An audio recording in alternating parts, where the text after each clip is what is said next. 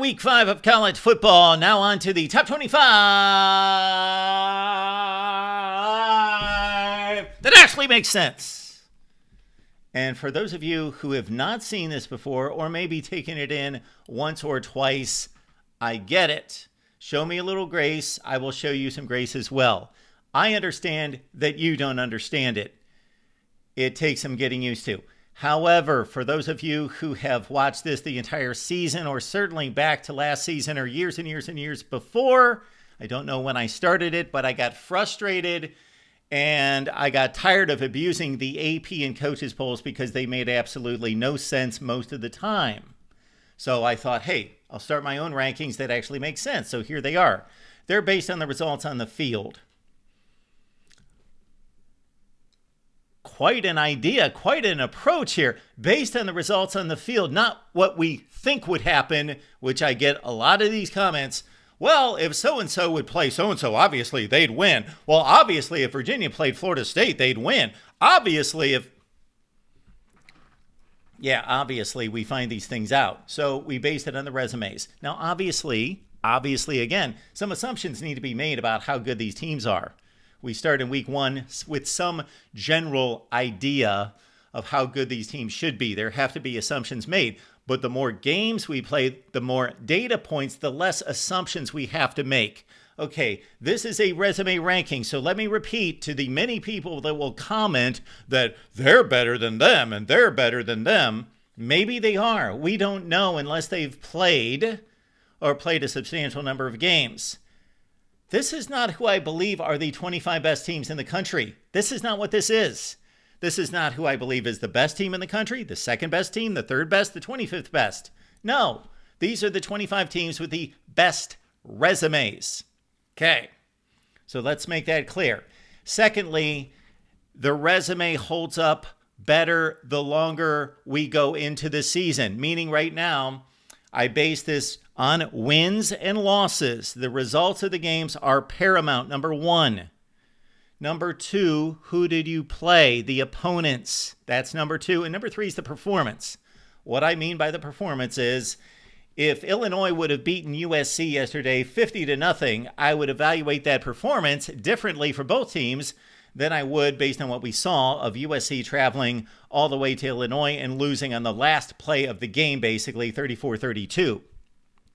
So that's a different performance. So the performance weighs in against the record of the teams and the opponents, the schedule that they've played, not the schedule that they will play like some of the rankings do out there. Well, there's no way that this team's going to be able to beat them, and them, so we're not going to rank them that high because they're certain to fall. Don't care about that because those games have yet to be played. So it's based on the games that we've already seen, not based on talent evaluations or anything else. Hear that all the time. Well, they got better receivers, or how can they be ranked that high? Their quarterback sucks. Based on the results on the field. However, at this point in the season, I am honoring head-to-head. And I do that as far as I possibly can. So we're going to come to a place, maybe a week from now, 2 weeks, certainly 3 weeks from now, where I cannot honor all of the head-to-head victories. Because we'll get into situations many times where Team A beat Team B beat Team C. However, Team C beat Team A. So I will not be able to honor the head-to-head here in a few weeks. But for right now, I am honoring the head-to-head as long as the records are comparable. I'm not going to honor a 2-8 team defeating an 8-2 team as automatic head-to-head so they get ranked higher. But if the records are comparable, therefore, we're going to notice something here in the rankings that is going to disturb all sorts of people out there, but we're going to honor this team's victory on the field because they also have a comparable record to the teams that they're being compared to, and they won a game. You'll be able to figure it out, folks. I hope that they won a game that causes a logjam or a pecking order behind them that is going to be broken in the next few weeks. But for right now, I'm going to honor head-to-head. And because of this one game that happened last Friday night, because of this one game, that creates a situation where I have to rank teams behind them. Okay? Because of that game and another game and another game that all fall in line. So you'll be able to see what I mean. You may not like it, but I'm honoring the head-to-head. And that's going to be broken up again. It's a resume ranking. That's what it is. It makes sense. It makes sense. I will argue with anyone. Please call the show. I'm here Monday through Saturday. So if you've got an issue with this ranking, call the damn show and talk to me like a man. Maybe you're a female, but we only have about 10% of those that watch the show. But you ladies, thank you for being here. So call the show like a man. Don't be a moron and a clown that's cowardly. Call the show. Talk to me directly. Don't leave a comment, number one, criticizing it without backing up your criticism. So we see this all over the place. A man got killed recently because of it, because we have people that criticize things, but they don't have the brain power to actually develop an argument to argue against that individual or argue against an approach or a system. They just complain and they're just haters, but they have no ability to actually reason. All right, so we went on a rant this week. How about I may continue here? It's the top 25 that actually makes sense. Is it perfect? No, it's not perfect because we don't know how good all of these teams are. So we can always say, well, they beat them. That seems like a good win, but then they lost to so-and-so and they beat so-and-so, but they beat Clemson. Well, that's not a good win anymore. So I try to do my best to go back and continue to evaluate previous wins and losses because they change in value. So it's not like you say, okay, LSU beat Clemson in week 1 and Clemson was number 3 in the country. So that stands up as a victory over the number 3 team in the country for the entire season. You continue to evaluate, okay, well, Clemson's lost 3 games now. So they're definitely not the number 3 team in the country, maybe the number 43 team in the country. And then if Clemson starts to win, then maybe that win will gain some value back. But for right now, it's lost a lot of value, even though I think Clemson is still a talented football team. All right, it's the top 25 that actually makes sense. And to honor our buddy Michael Hogue, who requests to list the teams that just missed, because let's also understand this, that especially after only 5 games played, 4 by some teams, the margin between, let's say, number 19 and number 22 is like nothing. So I will never argue that, yeah, my number 14 could be number 20.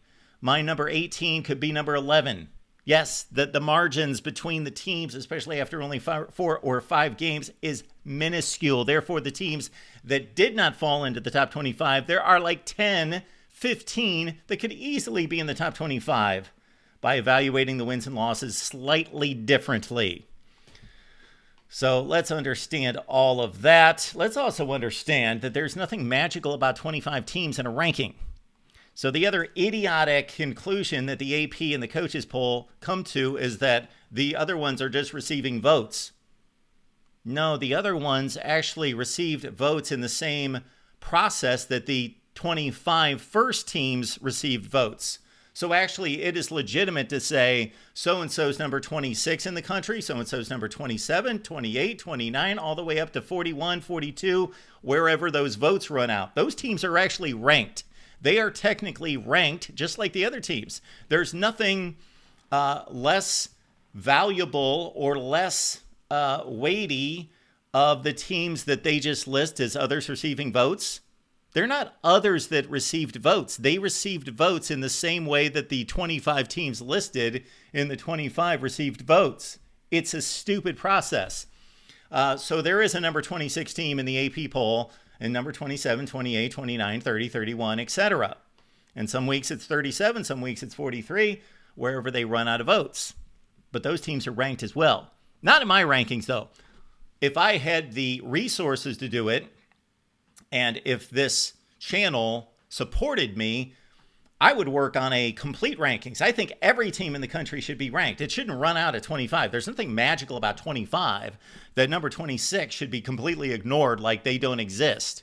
They're irrelevant. Like, you're number 25 in the country, you count. You're number 26 in the country, you're irrelevant. That's stupid. It makes no sense.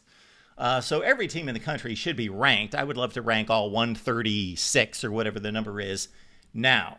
That's what I would do if we had a self-sustaining channel and network, but we do not. Therefore, I do not have the time to commit to that. I don't even have the time to commit to make this as good as I want it to be. I used to do that, But no, I'm not spending 5 hours on a top 25 that actually makes sense because it doesn't make me any dollars and cents. All right, so it's a fair guesstimation. It's logical at least. Perfect, no. Logical, hell yes. So, again, to the scoffers out there, call me. Act like a man. Call me and talk to me directly. It's not even face-to-face. You can still be a coward behind your laptop. But at least call me. Talk to me. All right, here we go. These are the teams that narrowly missed the top 25 that actually make sense. Illinois, USC, Michigan, Memphis, Houston, BYU, Utah, and Washington. All right, let's get to the 25. We've got TCU at number 25, Notre Dame at 24, Texas 23, Penn State 22, number 21 is Arizona State, 20 is Mississippi State. Top 20 includes Louisville 19, Texas Tech 18, Tennessee 17, LSU 16, Georgia's 15. At number 14 is Alabama. 13 is Florida State. Number 12 is Virginia. Number 11, Georgia Tech. Number 10, as we get to the top 10, Iowa State, Vandy, Indiana, Oregon, Mizzou. In the top 5, Texas A&M, Ole Miss at 4, Oklahoma at 3, Ohio State at number 2, and the Miami Hurricanes are the number 1 team in all of college football with the best victories on the board, with the most dominance included. That's the top 25 that actually makes sense. Appreciate you being here, the voice of college football. I'm here Monday through Saturday. Please leave a like and please subscribe to keep us going. The Amazon links in the description section of this video and all the videos. So when you shop on Amazon, if you want us to continue, someday I'm just going to disappear. Possibly. That could possibly happen. I'll just disappear. And a lot of people would love that. But if you don't want that to happen, please use the Amazon link when you shop on Amazon. We'll see you next. We'll see you Monday night. That should be a great show. Please give me a call. See you then.